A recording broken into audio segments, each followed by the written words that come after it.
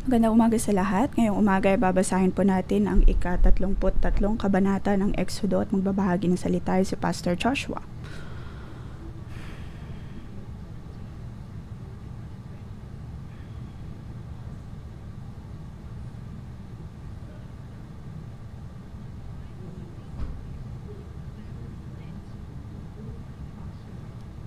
Kailangan po natin na laging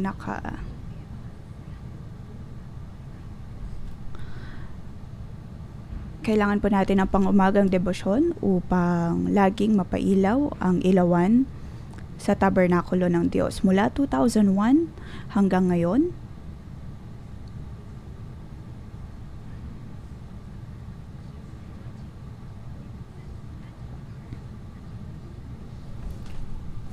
sinasabi po ng Diyos na dapat tayo makapasok sa kadagalaan ng Diyos. Mula chapter 19 hanggang 27, tinuturuan po tayo ng Diyos na sumunod sa Kanya.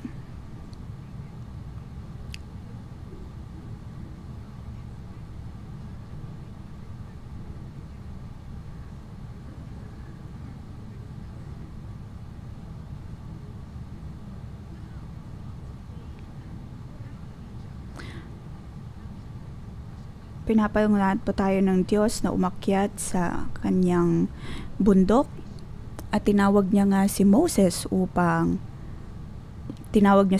at mga Israelita upang Kanyang maging mga lingkod. Sa Biblia, nabanggit po doon ang tungkol sa pagiging kabahagi ng salita ng Diyos. Ngunit ano po ang kaharian ng Diyos?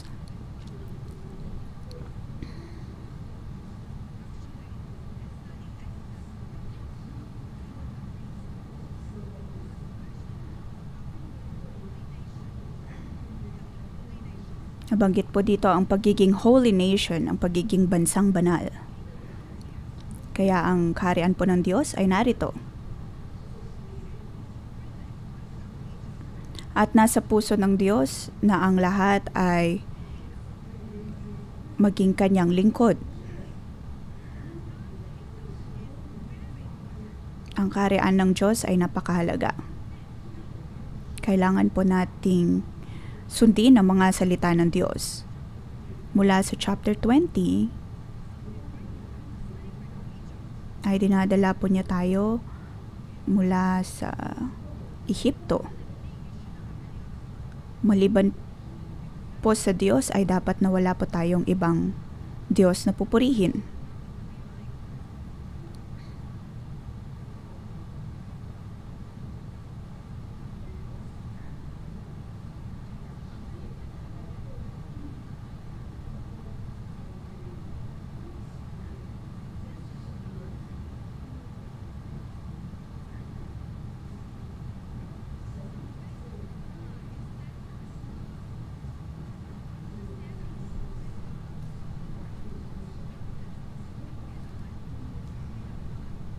Ang mga Israelita ay ang magiging kaharian ng Diyos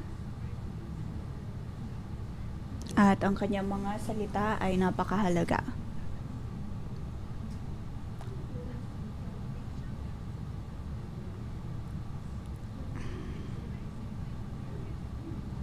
Mababasa po natin na ang salita ng Diyos, iyon po ang mga kautusan niya sa chapter 27 verse 20. Iyon po ay ang tungkol sa pagiging kung paanong ang mga pari ay makakapasok sa kabanalan at ang mga tao ay makakapasok sa Kanyang presensya, sa Kanyang kabanalan. Yun po ay nagsisimula sa pagkakaroon ng ilaw sa lampara. Ang mga pari ay naroon upang maglingkod. At sa chapter 28 ay tungkol naman po sa pagkakatiwala sa mga pari tungkol sa kanilang mga kasuotan.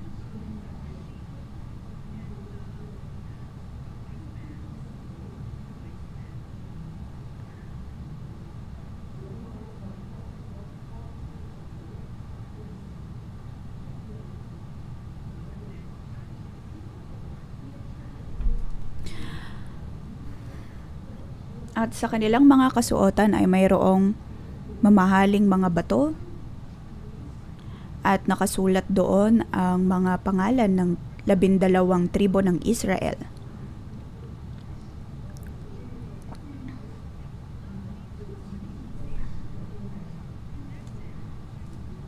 At ang mga mamahaling bato na iyon ay hindi maaalis sa kanilang mga katawan bilang pagpapakita kung gaano kahalaga ang kanilang pagkakatawag.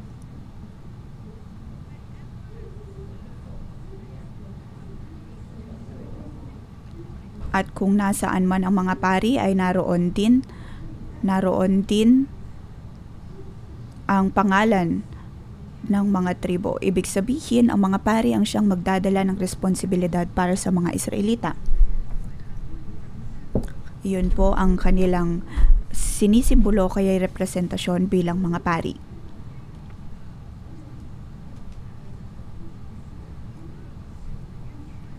Nang tinawag ng Diyos ang mga Israelita,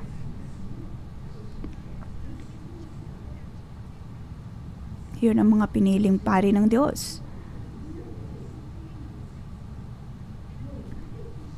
At ang bawat pari ay dapat nadudulog at dapat nilang madala ang responsibilidad. Ngayon, tayo bilang mga piniling hinirang ng Diyos, tayo po ay bitbit po natin ang kadakilaan ng Diyos. Kung ikaw ay nasa Amerika, bitbit mo ang Amerika. Kung ikaw ay nasa China, bitbit mo ang China. Ngayon, tayo po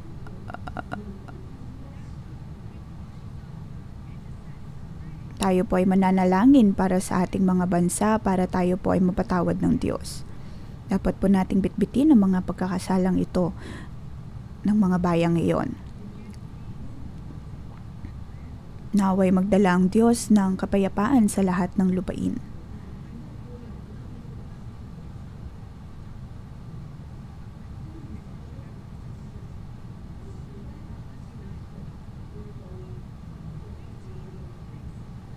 Chapter 29 ay tungkol po sa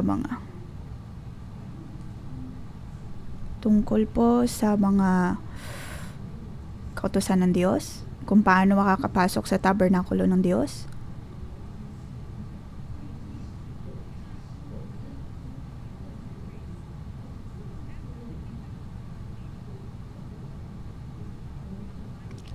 Ang lahat ay mayroon pong ibig sabihin mula sa pag-iilaw ng mga lampara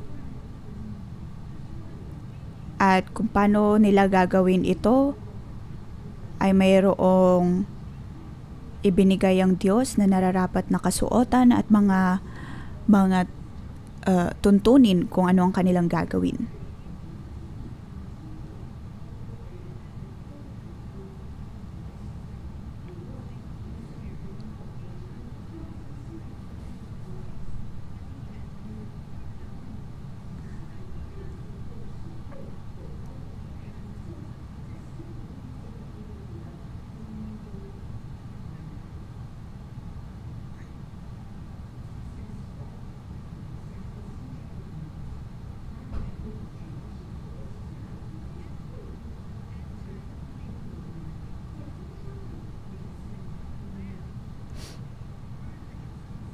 Nabasa po natin na parte ng kanilang pagkakatawag ay ang pailawan ang lampara sa tabernakulo, pagkatapos ay susunugin o kaya magsusunog ng insenso, at iyon ay ang sinisimbolo po niyon ay ang panalangin ng mga pari.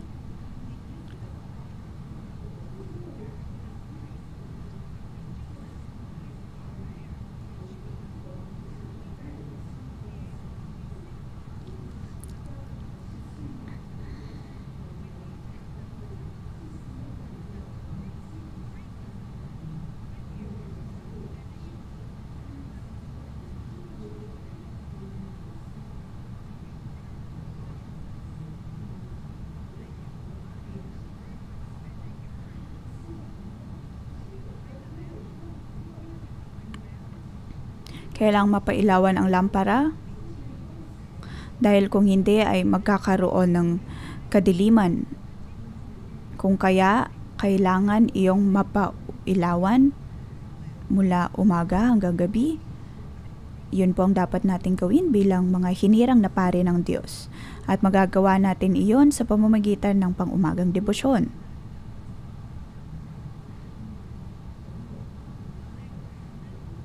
At kung makakarating sa Diyos ang mga panalangin natin, iyon ay magbibigay kalwalhatiin sa Kanya.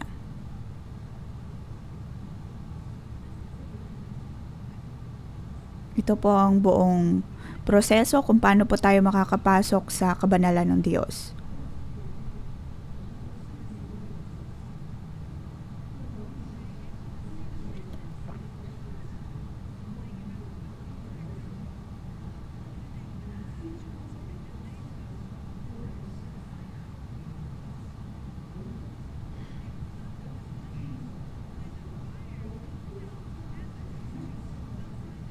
Kung matatandaan po natin ng tinanggap ni Moses ang mga salita ng Diyos ay kinailangan niyang umakyat sa bundok Sinai.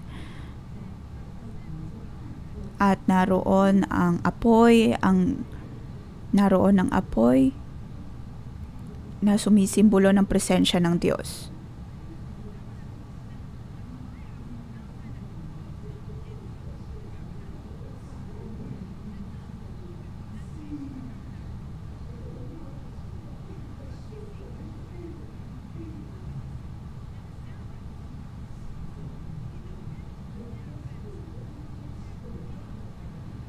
Naroon ang presensya ng Panginoon.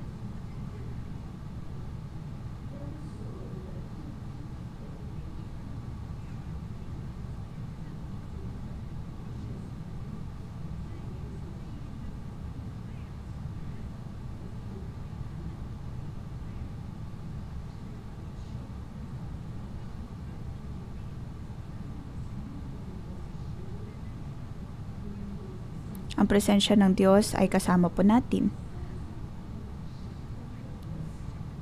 Mula chapter 3 hanggang chapter 4 ay puro po iyon tungkol sa kung paano pahalagahan ang presensya ng Diyos.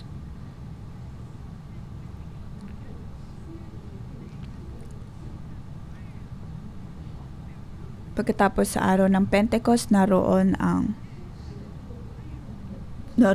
apoy ng banal na Espiritu.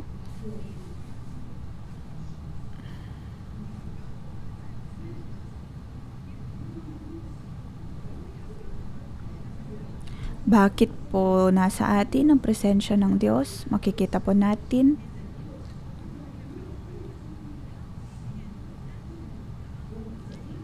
paano po tayo makakapasok sa apoy ng Diyos. Yun po ay napakahalaga.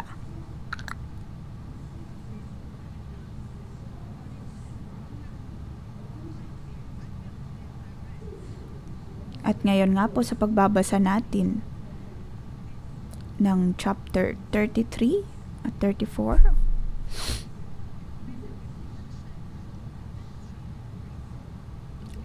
akin na naman pong natanggap ang tungkol sa pagkakatawag ng mga pari. Ano po ang misteryong iyon? Ano ang dapat nilang gawin? Mula po sa chapter 27 hanggang 30. Iyon po ay tungkol sa pag-iilaw ng lampara ng Diyos at pagpasok sa dakong banal.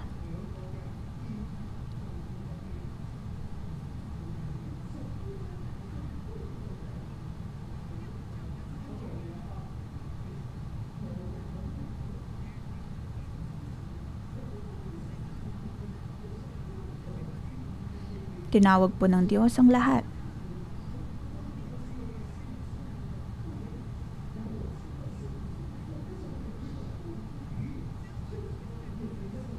Lahat ng mga taong naglilingkod sa Diyos o lahat ay tinawag ng Diyos upang maglingkod sa Kanya.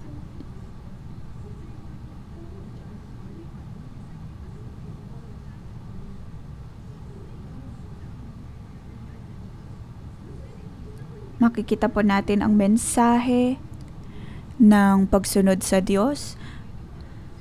Tayo po, natanggap po natin ang banal na Espiritu.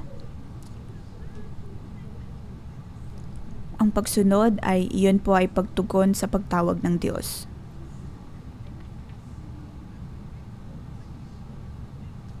Sa 32 at 34, nabanggit po doon kung ano ang dapat nagawin ng mga pari. Bibigyan po natin iyon ng pamagat.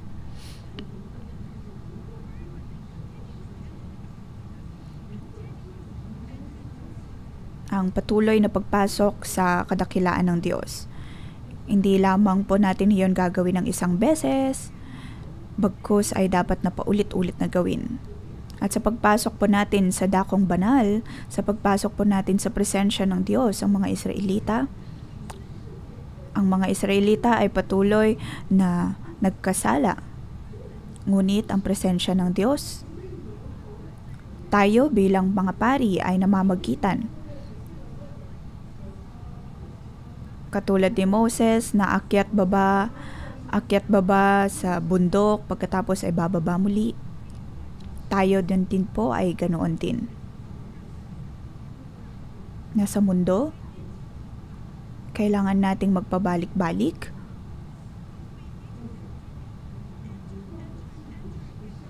Ngunit kailangan din na paulit-ulit po nating babalikan ang presensya ng Diyos. Dahil ang presensya ng Diyos ay nasa atin.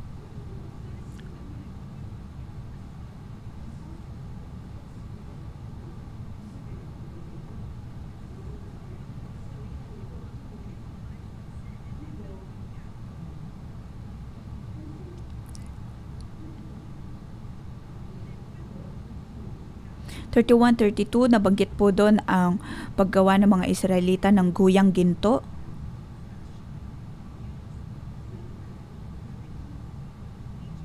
At ginamit nila ang mga ginto na kanilang dinala mula sa Ehipto, ang mga alahas na kanilang bitbit mula sa Ehipto.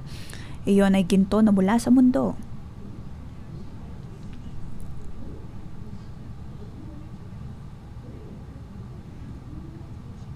Dapat sana'y wala na sa kanila ang mga pagtuturo o kaya mga nagmula sa Ehipto. Ngunit yun din ang ginamit nila upang pagandahin ang kanilang mga sarili. Dahil sa mga gintong ito, pakiramdam nila ay sila mas maganda. Ginamit nila ang mga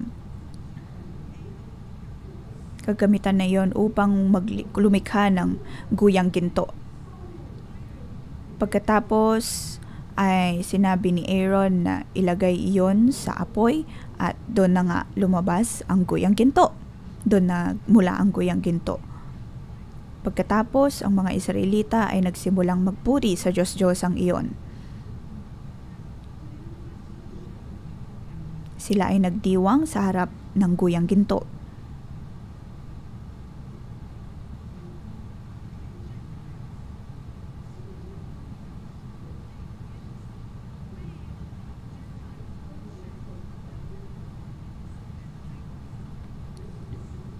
Ginamit nila ang paraan ng mga hintil sa pagpupuri, habang si Moses ay tumatanggap ng salita ng Diyos sa bundok Sinai.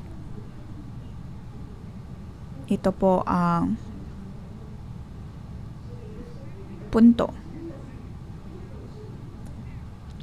Maaring sa atin din po tuwing tayo nagpupuri ay napakataas ng pagpupuri natin, ngunit nakikita natin na nagsisimulang magkasala ang mga tao sa paligid natin. Patuloy na nangyayari ang mga pagnanakaw, mga krimen at maraming mga bagay. Ano ang dapat nating gawin?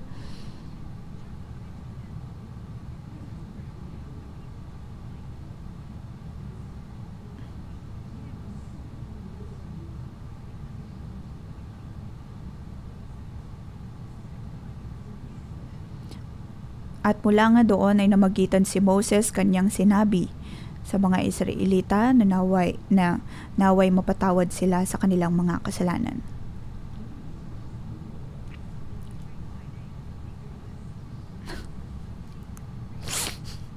Iyon ang panalangin ng mga pari. Siya ay nanalangin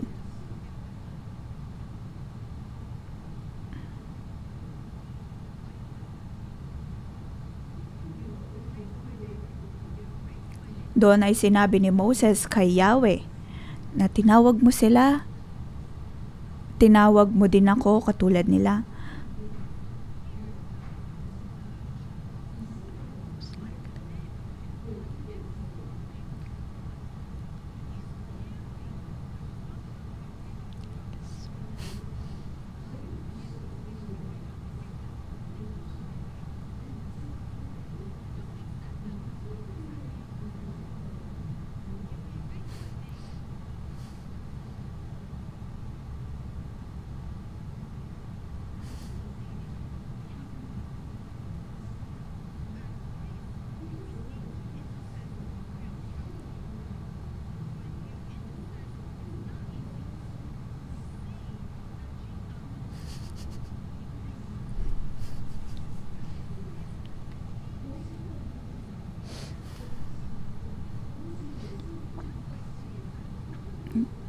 Tulad ni Jesus, kung paanong binitbit din niya ang kasalanan ng mga tao.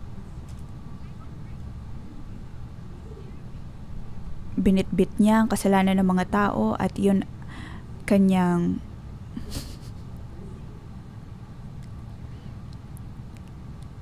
isinuko ang kanyang sarili para sa kasalanan ng tao.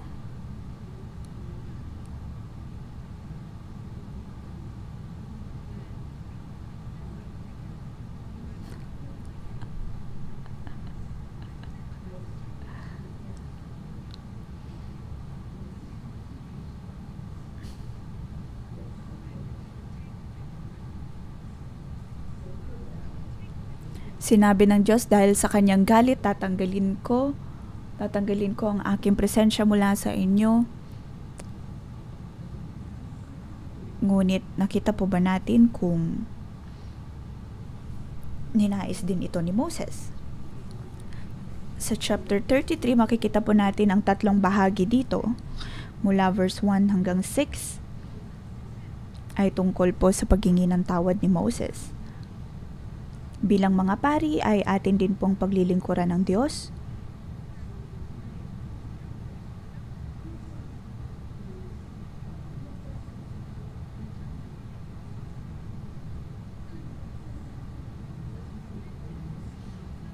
Sa chapter 32, nakita natin ang paghingi ng tawad ni Moses sa kanyang pagkukulang, pagkatapos ay humingi din ng tawad para sa mga Israelita.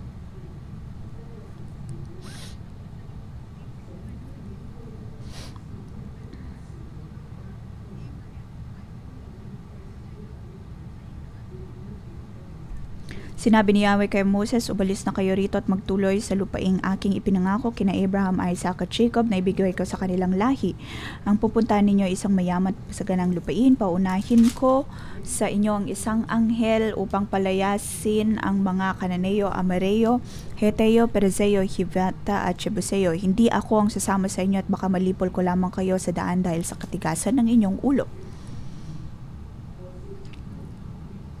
Dito ay paulit-ulit na sinabi ng Diyos na hindi na niya sila sasamahan.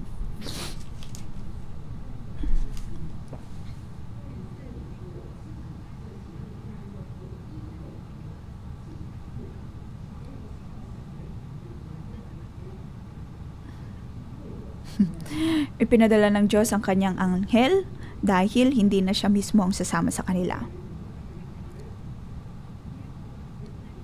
Iyon ay dahil sa katigasan ng kanilang mga ulo at maaring sa kanilang daan tungo sa lupang pangako ay masira at malipol pa sila ng Diyos.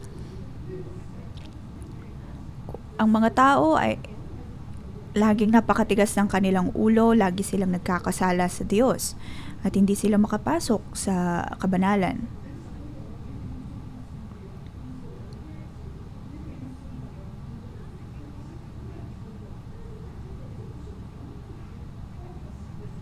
Nais ng Diyos na maging banal ang mga taong ito, ngunit sila ay laging hindi sumusunod sa Kanya. Pagkatapos ay sinabi ng Diyos na kung patuloy pa silang sasama sa kanila ay maaaring mapatay at malipol niya sila dahil sa kanilang katigasan ng ulo. At nang marinig ito ng mga tao, Kung tutuusin ay nasa bundok pa si Moses.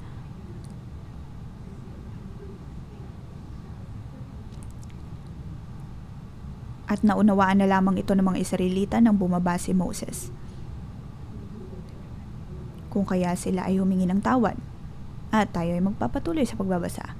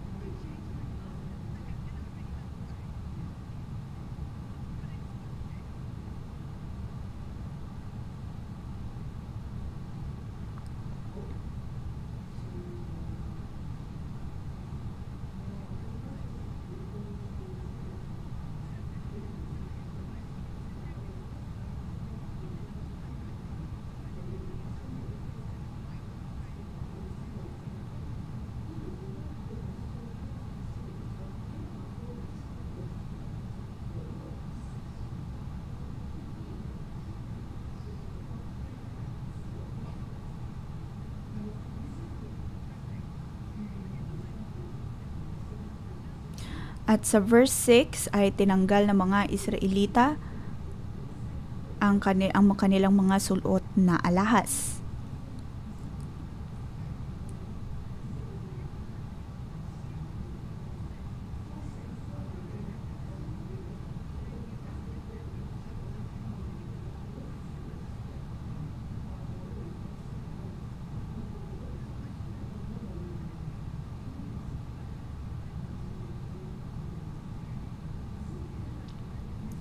Narinig ng mga Israelita ang sinabi ng Diyos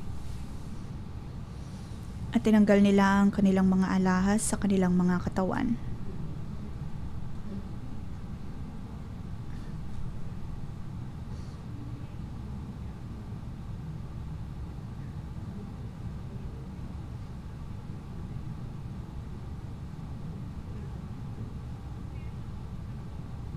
Matapos ang kanilang naging karanasan sa bundok ng Horeb, sila ay humingi ng tawad.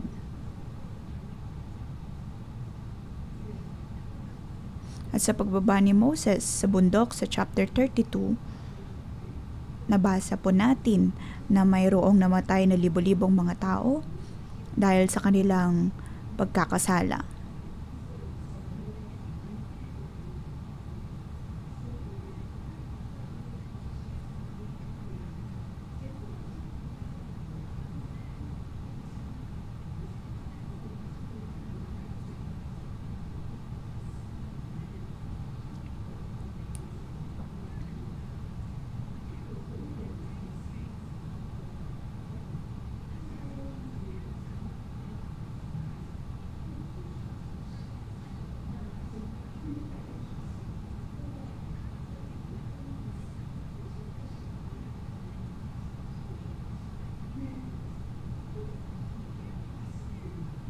Binitbit ni Moses ang mga kasalanan ng mga tao at kanyang hinarap ang Diyos upang makahingi ng tawad bilang kinatawan ng mga tao.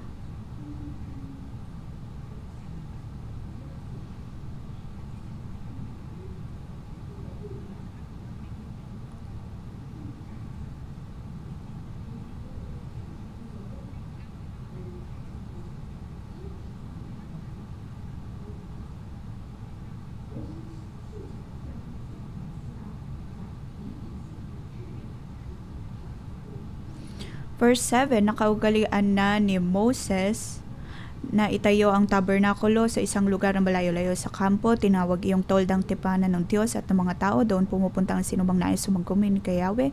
Tuwing papasok doon si Moses, ang mga Israelita ay tumatayo sa pintuan ng kanilang tolda. Tinitignan siya hanggang sa siya'y makapasok. Kapag nasa loob na si Moses, bumababa naman sa may pinto ng toldang tipanan ang liging ulap at mula ro ay nakikipag-usap sa kanya si Yahweh. Kapag nakita ng mga Israelita na nasa pintuan ng tolda ang haliging ulap, pumupunta naman sila sa pintuan ng kanilang tolda at doon yumuyuko at sumasamba. Ang pakikipag-usap ni Yahweh kay Moses ay harap-harapan tulad ng pakikipag-usap sa kaibigan. Pagkatapos si Moses ay bumabalik na sa kampo, ngunit naiiwan sa tolda ni si Josue ang lingkod niya.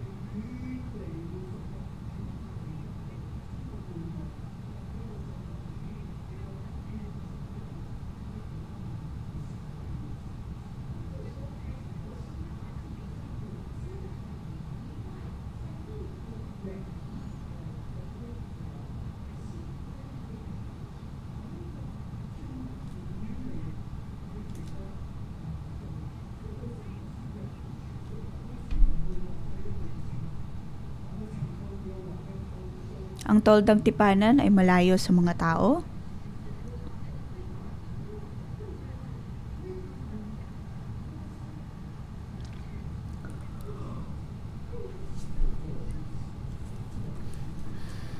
At ang toldang tipanan na iyon ay ginawa para kay Moses para harapin ang Diyos.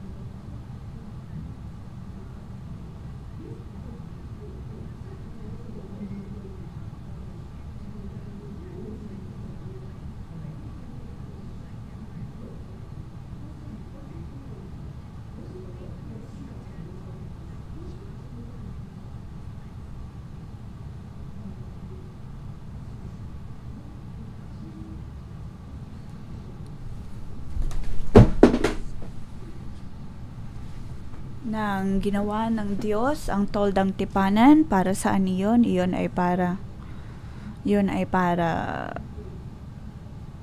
siya'y magkaroon ng pagkakataon na makatagpo ang Diyos.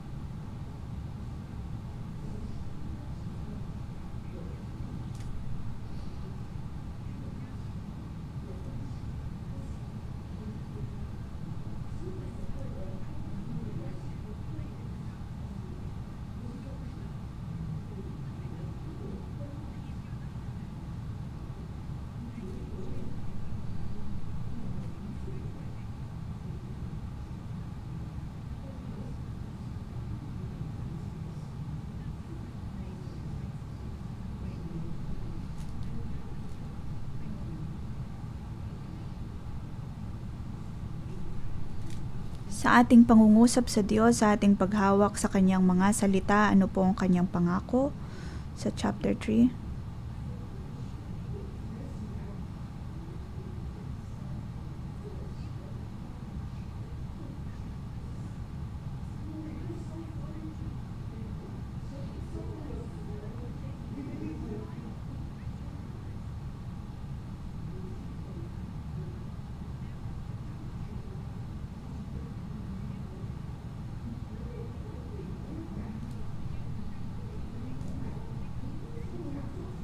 Siya ay nangusap at patuloy niyang pinanghawakan ang pangako ng Diyos. At sinasabi niya sa Diyos na alam niyang siya ay Diyos na tapat sa kanyang mga pangako at hindi niya tatalikuran ang kanyang mga pangako.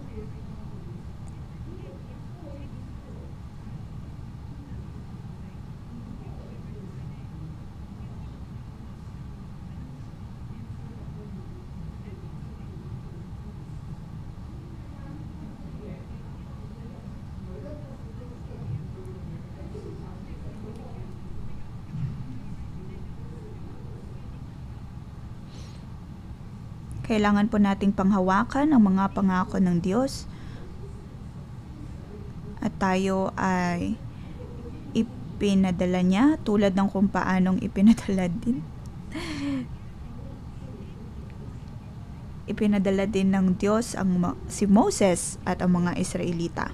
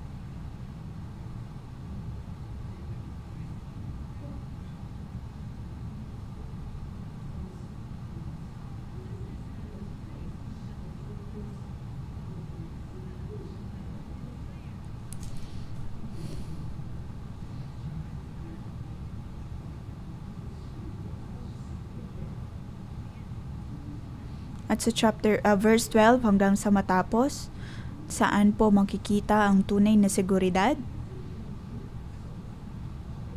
Si Moses ay dumalangin sa Diyos na nais niyang makita ang kadakilaan ng Diyos.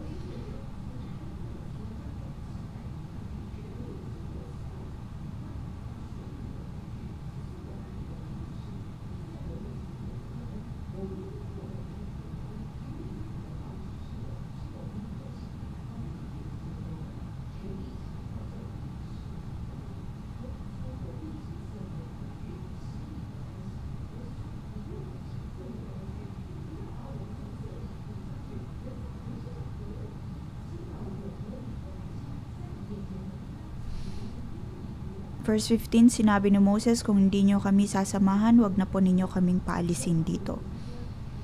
Verse 17, sige, gagawin ko ang hiling mo sapagkat ako'y nalulugod sa iyo at kilalang kilala kita, sabi ni Yahweh.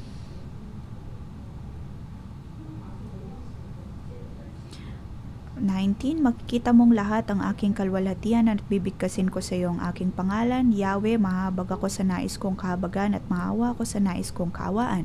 Ngunit hindi mo maaaring makita ang aking mukha sapagkat tiyak na mamamatay ang sinumang makakakita niyon. Dito sa tabi ko ay may matatayuan kang bato. Pagdaan ng aking maningning na kalwalhatian, ipapasok kita sa siwang ng batong ito at tatakpan kita ng aking kamay. Pagkalampas ko ay aalisin ko na ang aking kamay at makikita mo ang likod ko, ngunit hindi ang aking muka, sagot ni Yahweh.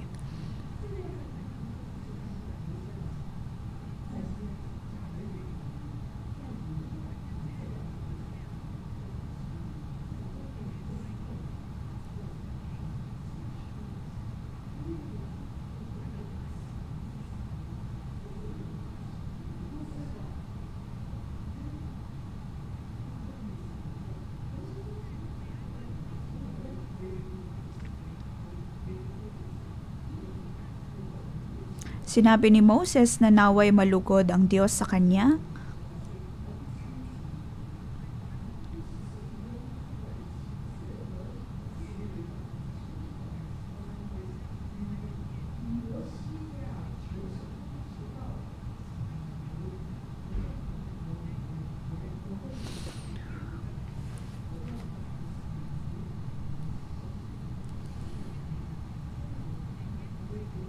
Ang Diyos ay nagbigay ng habag at biyaya kay Moses.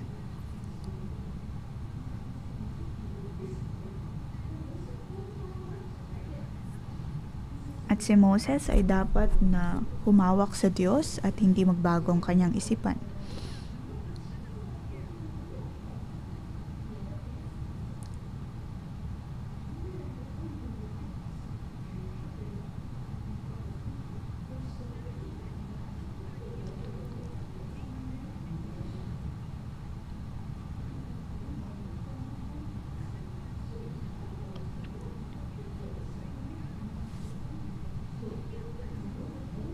Tayo po ay pinili at binukod ng Diyos at kailangan natin ang presensya ng Diyos. Iyon ang sinabi ni Moses, kaya kanyang sinabi, Panginoon, huwag mo kaming kalilimutan.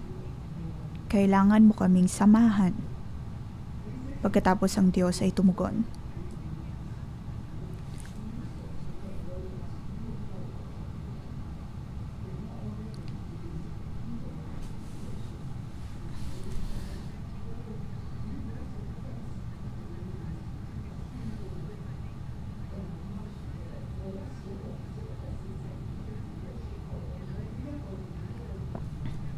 So verse 19, kanya sinabi, makikita mong lahat ang aking kalwalhatian at bibigkasin ko sa iyo ang iyong pangalan.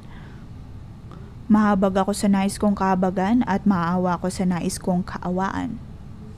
Kung nais mo na kami ay tumugon sa iyo, ako ay tutugon sa iyo at ako ay magbibigay ng habag sa iyo.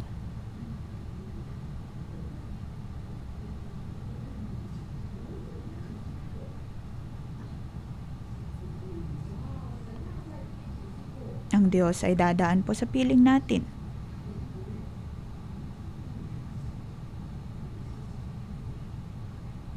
Nakita ni Moses kung sino ang Diyos. Nakita ng Diyos ang kanyang muka. Siya ay nakipag-usap sa kanya na parang nakikipag-usap sa kaibigan.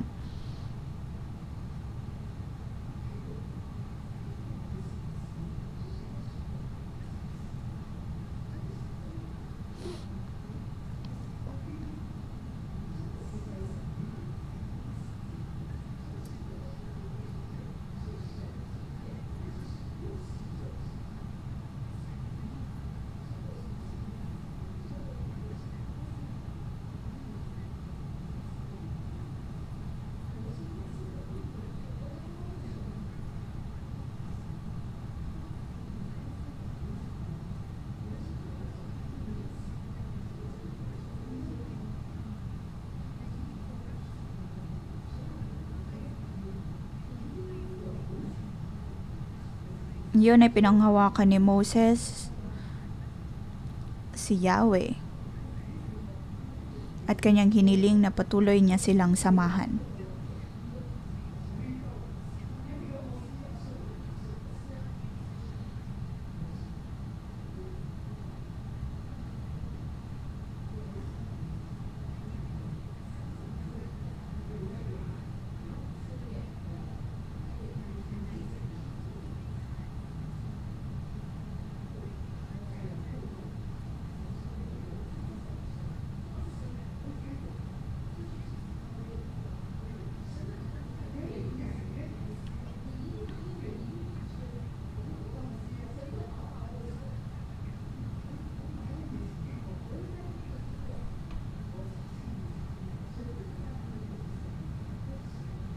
Ang Diyos nga ay dumaan sa piling ni Moses at kanyang sinabi,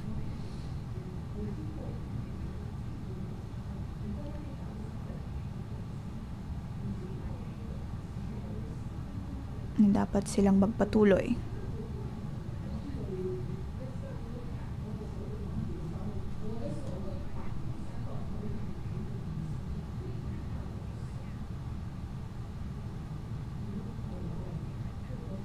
Sabi sa 20, hindi mo maaaring makita ang aking mukha sapagkat tiyak na mamamatay ang sino mga kakitan yon. Dito sa tabi ko ay may matatayuan kang bato. Pagdaan ng aking maningning na kalwalhatian, ipapasok kita sa siwang ng bato ito at tatakpan kita ng aking kamay.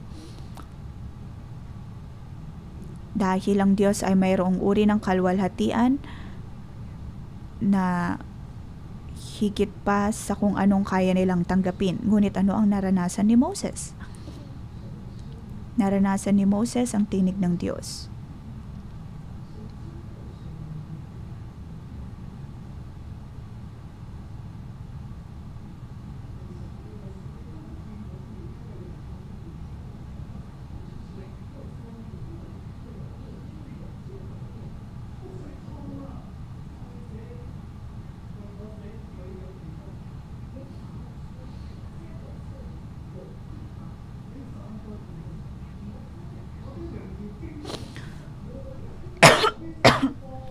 Pagdaan ng aking maningning na kalwalhatian, ipapasok kita sa siwang ng batong ito at tatakpan kita ng aking kamay. Pagkalampas ko, aalisin ko ng aking kamay at makikita mo ang likod ko, ngunit hindi ang aking mukha, sagot ni Yahweh.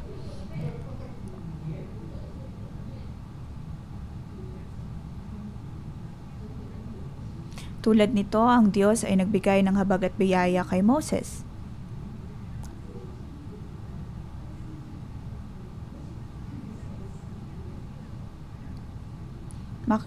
Ibig sabihin nito ay makikita lamang ni Moses ang likuran ng Diyos.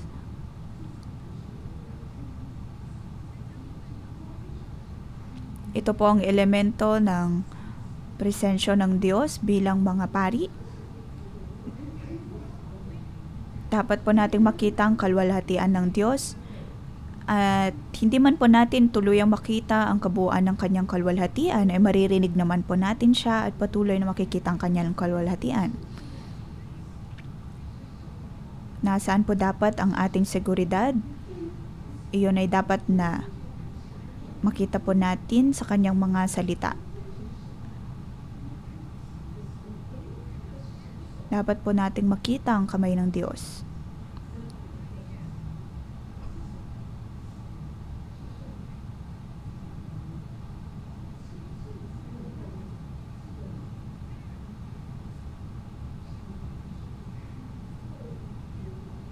Kung maririnig po natin ang banal na spirito, maramdaman ang banal na spirito, kikita po natin ang presensya ng Diyos.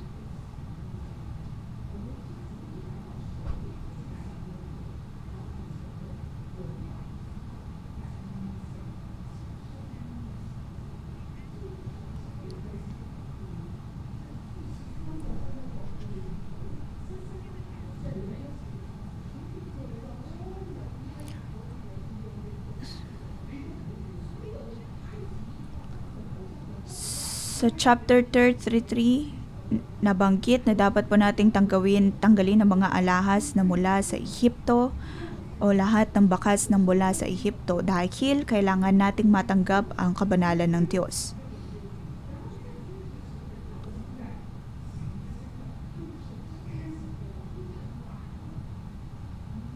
ang boses ng Diyos, ang salita ng Diyos,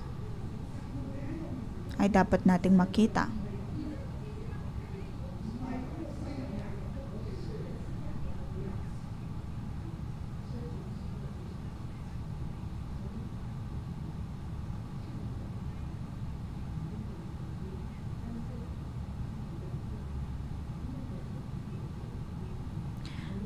Dapat po nating panghawakan ang kalwalhatian ng Diyos. Hindi po tamang tayo nakasalalay sa ating mga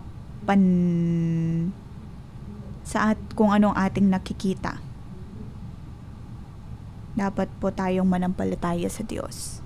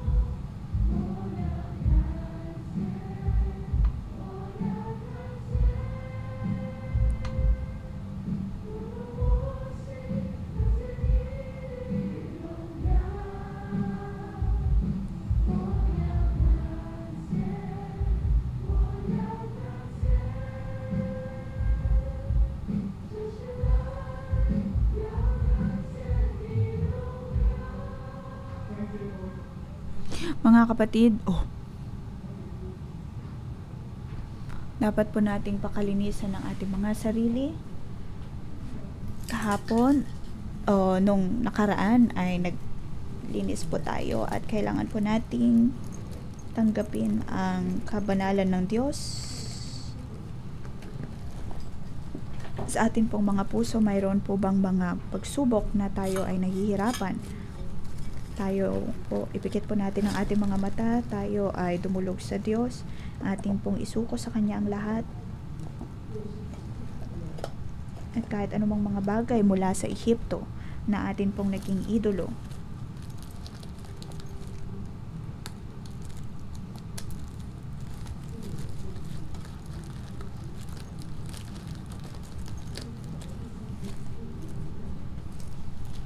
tulad ng mga Israelita, hindi na muli nila isinuot ang mga alahas na nagmula sa Ehipto.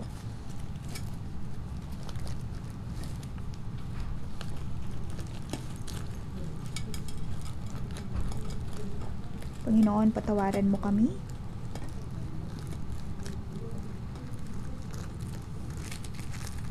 At ayaw namin, O Diyos, na kahit anumang mga bagay na aming maging idolo sa buhay. Panginoon, tulungan mo kami.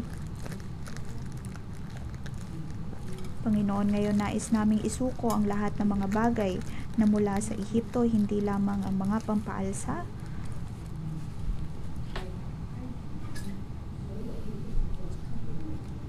kundi ang lahat ng mga bagay na nagmula sa mga idolo ay nais naming matanggal.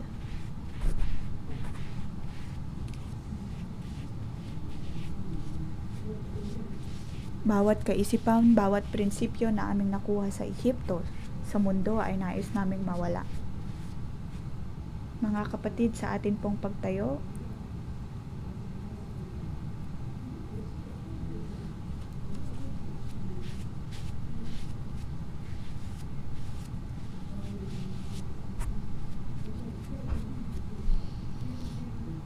dapat po tayong humingi ng tawad sa Diyos. Panginoon, nais naming mangusap sa iyo araw-araw. Nais naming dumulog sa iyo. Panginoon, naway katagpuin mo kami. Panginoon, maraming salamat. Dapat po nating makita ang kadakilaan ng Diyos. Dapat po nating marinig ang kanyang mga salita. Panginoon, tulungan mo kami na kami ay makatanggap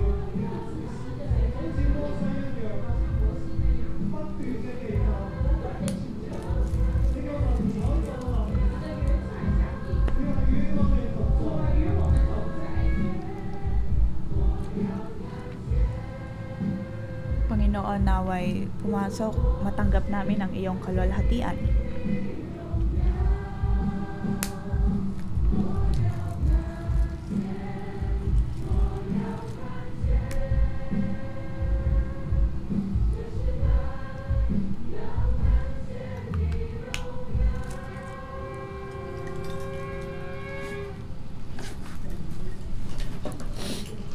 Sinasabi ng Diyos sa atin, aking anak, ako ay dudulog sa iyo, lahat ng iyong binigay sa akin, sinuko sa akin ay aking nakikita. Ikaw ay aking laging sasamahan. Ang aking boses, ang aking salita ay iyong matatanggap. Ang banal na espiritu ay iyong mas kakasama. Makikita po natin ang pagkilos ng Diyos.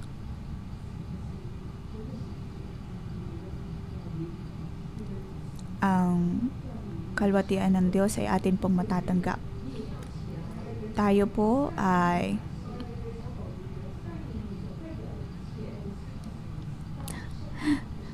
tinawag ng Diyos upang maglingkod sa Kanya.